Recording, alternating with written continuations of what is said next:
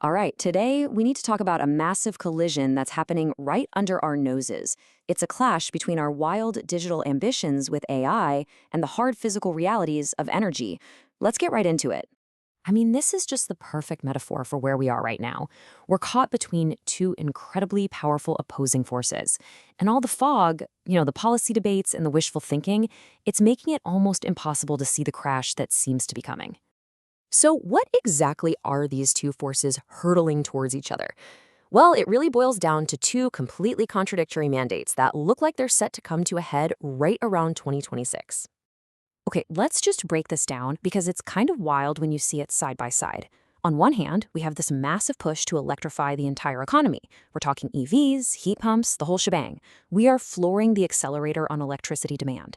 But at the exact same time, there's this huge regulatory and market push to shut down our most dense and reliable sources of power. So, accelerate demand and delete the supply.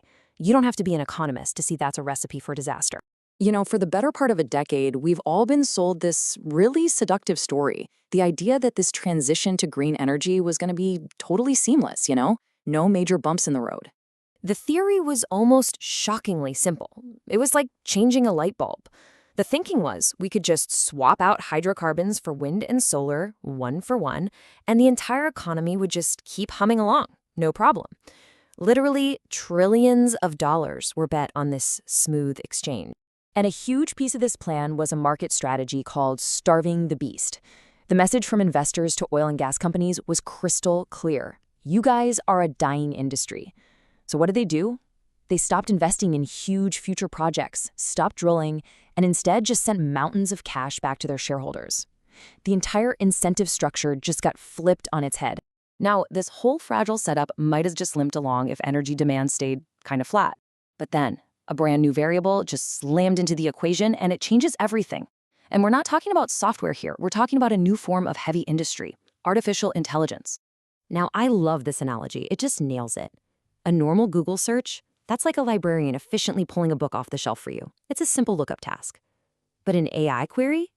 That's like a frantic author writing an entirely new book from scratch just for you, in a matter of seconds.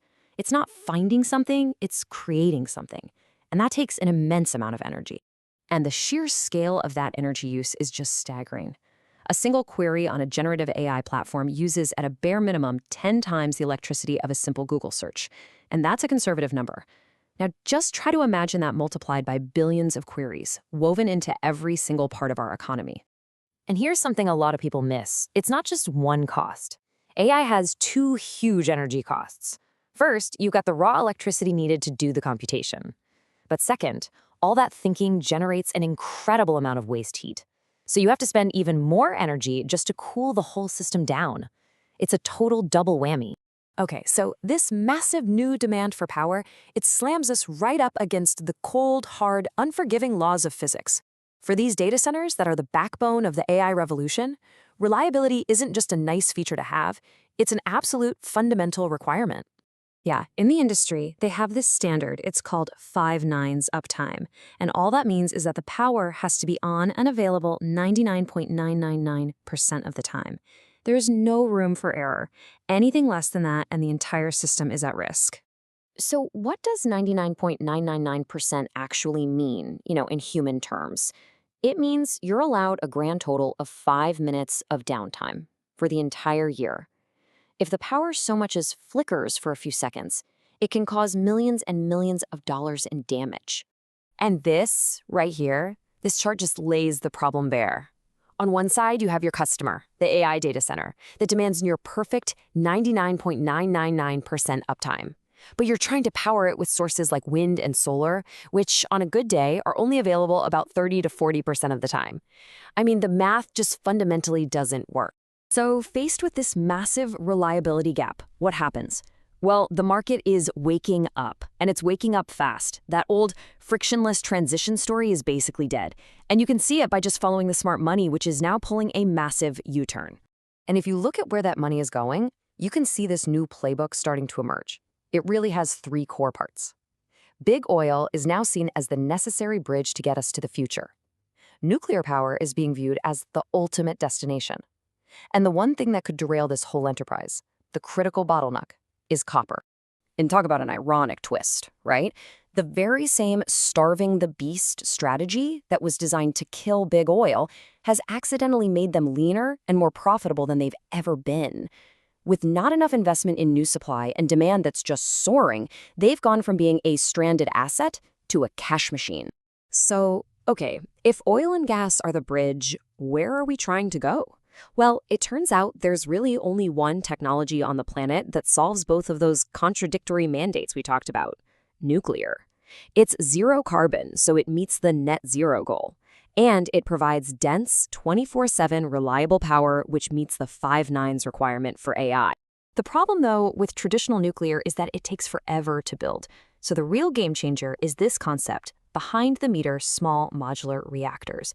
Big tech companies are seriously planning to build their own mini reactors right next to their data centers. Why? So they can bypass the slow, congested public grid completely. But there's a catch.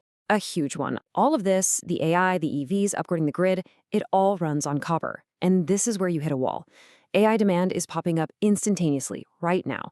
But to bring a new copper mine online, from discovery to actually producing wire, that takes, on average, 17 years.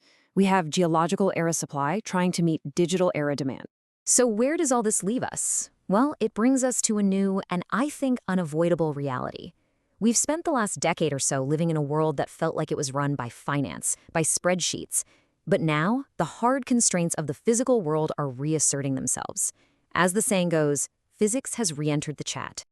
And look, this quote just says it all, doesn't it? For years, the answer to pretty much any problem was just print more money. But you can't print your way out of a power shortage. You definitely can't print your way out of a copper deficit. Geology and thermodynamics, they really don't care about monetary policy. The big takeaway really is this: the party's over. The era where we could just assume that cheap, abundant, and reliable energy would always be there, that's done. Dense, reliable power is no longer just a simple commodity. It is now a critical, strategic advantage for companies and for entire countries. And that's what I want to leave you with. This final question: is this future, this bridge of fossil fuels, leading to a destination of nuclear, is it inevitable? Or is there some kind of wild card out there, a door number 3, like a breakthrough in fusion or in battery storage, that could completely change the equation? The answer to that is going to define the next decade.